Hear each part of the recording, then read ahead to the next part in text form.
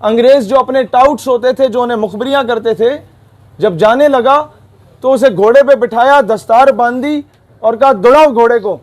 जब वो घोड़ा साहब दौड़े ना तो मगरिब तक, सुबह का सूरज तुलू हुआ और दौड़ता गया, मगरिब तक 83 गांव है, 84 गांव है, 50 गांव है, 60 गांव है, जहां तक वो घोड़ा दौड़ा था वहां तक की सारी जमीन उस बंदे को दे दी। वो जो उनका चेला होता था अंग्रेजों का, उनके जो कुत्ते नहलाता था, उसको दे दी और कहा तुम यहाँ के नवाब हो गए, सर पे दस्तार बांध दी। तो ये जितने नवाब बडेरे जिनके हम गिटों में बैठ के कौम के ज़मीर को 5 साल के बाद बिरयानी की प्लेट पे बेच देते हैं ना, ये वही थे जिन्होंने हुक्के भरे थे। ये वो थे जो अंग्रेज़ों की मैम साहब के सामने पगड़ी पहन के और दाढ़ी रख के, दाढ़ी और पगड़ी को बेचा था इन बदबख्तों ने। उस दौर में शराब पेश करने वाले के लिए दाढ़ी रखना लाजिम करार दिया गया था ताकि दाढ़ी की तौहीन हो। उस दौर में कोई आपके घर का दरवाजा खोले या गाड़ी का दरवाजा बंद करे, उस नौकरी पे उसे फाइज किया जाता था जिसने शेरवानी पहनी हो ताकि आपकी शेरवानी की तौहीन हो। उस दौर में टीपू सुल्तान की तौहीन करने के लिए जो अंग्रेजों के खिलाफ खड़ा हुआ था, जो दरबान होता था, उसको मुंछे रखने पे अलाउंस दिया जाता था कि ये लोग और पैसे देते हैं, गुलामी करो, बूट पॉलिश करो और मुंछे रखो, दाढ़ी रखो, दस्तार रखो। हमारी सकाफत के साथ ये जुल्म हुआ और अफसोस इस बात का है, आज भी 5 स्टार होटल के बाहर चले जाओ, जो गेट आपका खोलेगा उसने शेरवानी पहनी हुई होगी। आज भी किसी मेस के बाहर चले जाओ, सरकारी मेस के बाहर चले जाओ, मैं जनरल बाजवा को भी कहता हूं, आप किसी गैरिजन मेस के बाहर चले जाएं तो वो शेरवानी वाला बंदा खड़ा होगा, उसने दस्तार पहनी होगी। भाईजान उसे पहनाए, पैंट कोट टाई लगाएं और उसे खड़ा करें ताकि पता चले पाकिस्तान गुलामी से निकला है। जो आपके स्वीपर हैं उनके लिए लाजिम करें कि यार आपको हम अच्छे ड्रेस देंगे, आपको पैंट कोट देंगे, टाई देंगे। नवाब ऑफ बहावलपुर, एक ही बंदे का पुत्र नवाब मैंने आज तक देखा है उस दौर का। वो गाड़ी थी बड़ी महंगी, बरतानिया में, हाँ बरतानिया में गया तो बड़ी महंगी गाड़ी थी, उन लोगों ने उसे दाखिल नहीं होने दिया। जब उसे अंदाज़ा हुआ कि मेरे पाकिस्तानी और मेरे साथ ये कुछ हुआ है, उसने वो सारी गाड़ियां मंगवा ली, उसके आगे झाड़ू बांध के ना पूरे बावलपुर में फिराया, उस गाड़ी के रेट ही गिर गए। तो इनको इनकी औकात बताना ज़रूरी है। ये जो आज अरब शेख जो बरतानिया को तस्लीम, अपना इजराइल को तस्लीम करने पे तुले हुए हैं, जो औरत और शराब पे बिक गए थे, ये एक दौर था जब नवाब बावलपुर जब अरब कंट्रीज में उतरता था तो कतार में खड़े होकर ज़कात के पैसे लेते थे, इनसे खैरात मांगा करते थे। ये आज हमें धमकियां देते हैं कि हम तुम्हारे 4 लाख लोगों को वापस भेज देंगे। क्यों ऐसा हो रहा है? क्योंकि हमने मौका खुद दिया। हमने बजाय इसके कि हमारी नंबर 1 आर्मी है, नंबर 1 इंटेलिजेंस एजेंसी है, हम उन्हें कहते कि यार हम प्रोटेक्शन देंगे आप लोगों को, हम इजाज़े मुकद्दस की हिफाजत करेंगे। उन्होंने सारे ठेके अरामको के और बाकी ठेके अमेरिका को दे दिए। क्यों भाई? कहीं ना कहीं हमने अपनी पॉलिसी में वीकनेस दिखाई ना, जो उनको मौका मिला। अब तो यह भी सवाल करना पड़ेगा कि जनाब इस्लामिक मिलिट्री अलायंस बने हुए भी 2-2.5 साल हो गए हैं, वो जहाजों का रुख जो करतब दिखाता रहता है वो फलस्तीन या कश्मीर की तरफ क्यों नहीं हुआ? हमारे टैक्सों पे पलने वाले बड़े बड़े अलायंस पूरी उम्मत के टैक्स पे पलने वाले, क्या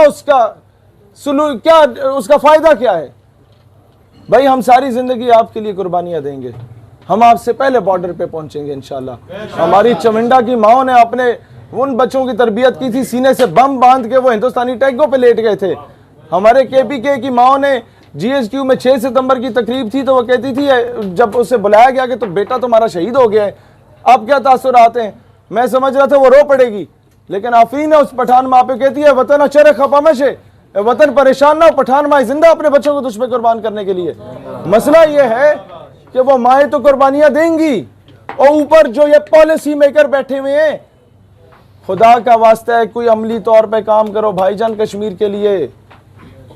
खुदा का वास्ता है, आज वो बहन लिखने पे मजबूर हो गई है कि उमर फारूक रजी अल्लाह ताला अन्हो के, उमर बिन अब्दुल अजीज रहमतुल्लाह अलैह के, हैदर करार शेर खुदा करमल्लाह वजुल करीम के, मोहम्मद बिन कासिम के, तारिक बिन ज़ियाद के वारिस किधर गए भाई जो कश्तियां जला दिया करते थे? वो जवान जो सड़क पे निकलता है दुकान जाने के लिए, उसे हिंदुस्तानी फौजी गिरबान से पकड़ के कहता है आगे तुम्हारे पाकिस्तानी जिनके लिए नारे लगाते थे, जिनके लिए उछलते कूदते थे, क्या जवाब दे वो नौजवान? कब तक वो बोलता रहे बस पाकिस्तान जिंदाबाद, हम आज़ादी लेंगे? भाई आप उसे असला लेके सपोर्ट ना भी करें ना, कम से कम थपकी दे दो। कम से कम अमेरिका को यह बताओ कि भाईजान भगत सिंह अगर फ्रीडम फाइटर है, कमांडर बोसे अगर फ्रीडम फाइटर है, अगर ये ची गुवेरा फिडेल कास्ट्रो अगर फ्रीडम फाइटर है, तो बुरहान वानी भी फ्रीडम फाइटर है भाईजान। फिर ये आपके जो जैश के या लश्कर के या हिज्ब के लोग वहां बगैर तनख्वाहों के शहादतें दे रहे हैं, वो भी फ्रीडम फाइटर है भाईजान। फिर डॉक्टर मनान वानी और अफजल गुरु भी फ्रीडम फाइटर है। ये चीजें क्यों नहीं बताई जाती? उस पे कौम को तकसीम किया जाता है, कहा जाता है नहीं ये तो फलाने मसलक है, या ये पठान है, तो पंजाबी है, इसके बारे से नहीं बोलना। भाई क्यों? जब कोई खत्म नबूवत का काम कर रहा है तो बड़े बड़े उलमा हमें बताओ, क्या जो आज हमें कहते हैं कि जी आप क्यों सारे मकाते पे फिक्र इकट्ठे होकर खत्म नबूवत की बात करते हैं, खुद अकेले क्यों नहीं करते? भाई आप शाह अमन नूरानी से ज़्यादा पढ़े लिखे हैं। यही जवाब काफ़ी है कि जब वो सबको लेके चल सकते थे साथ खत्म नबूवत के दिफा के लिए, जब पीर महर अली शाह रहमतुल्लाह अलैह इकट्ठे हो सकते थे सारों को लेके हजूर की नामूस रिसालत के लिए, तो हम कौन होते हैं किसी को रोकने के? हम कौन होते हैं? हम क्यों नहीं जिहाद के लिए किरदार अदा कर रहे? हम क्यों नहीं अपने मुल्क के स्टेक होल्डर्स को फोर्स कर रहे कि भाईजान अब प्रैक्टिकल फील्ड में निकलने का वक्त है, गर्मी आ चुकी है, बर्फ पिघल चुकी है, अब जाओ ना वहां पे। मैंने तो इन्हें पहले भी कहा था जब इन्होंने एक गाने बजाए थे, ढोल मारे थे कि इंडिया जा जा कश्मीर से निकल जा, मैंने कहा नहीं निकलेगा, एक और गाना बनाओ, इंडिया दफा हो जा कश्मीर से निकल जा, शायद निकल जाए। फिर भी ना हो तो जनाब ये बड़े भाई साहब को बोलना एक फिल्म में खुद हीरो बन के तशरीफ ले आओ, शायद इंडिया निकल जाए। लेकिन नहीं निकलेगा भाई। बेच कर तलवारें खरीद लिए मसल्ले हमने, बेटियां लुटती रहीं और हम दुआ करते रहे। मसला ये है कि आज हम वज़ीर आज़म साहब से भी कहते हैं भाईजान कुर्सी है तुम्हारी, ये जनाजा तो नहीं है, कुछ कर नहीं सकते तो उतर क्यों नहीं जाते। अल्लाह वतन को जो मेरे लूट रहे हैं, ये देश के गद्दार हैं, मर क्यों नहीं जाते।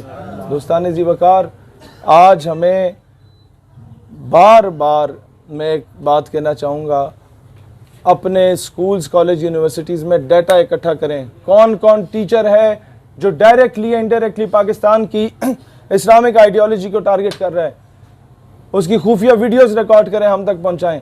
हमें यूनिवर्सिटी बंद भी करनी पड़ी ना, उसे यूनिवर्सिटी से निकालने के लिए हम करने को तैयार होंगे, मैं वादा करता हूं। हम ये चीज़ बर्दाश्त नहीं करेंगे कि कोई टीचर जहां एक माशरे को संवारने वाला टीचर होता है, वहीं उस माशरे को बिगाड़ने वाला भी टीचर होता है। जहां उसे फूलों के गुलदस्ते पहनाने चाहिए, वहां जूतों के हार का भी वो मुस्तहिक है, अगर इस कौम के दिल से इसके मुस्तफ़ा की तड़प को निकालने की कोशिश कर रहा है। सैयदी मुर्शिदी या नबी या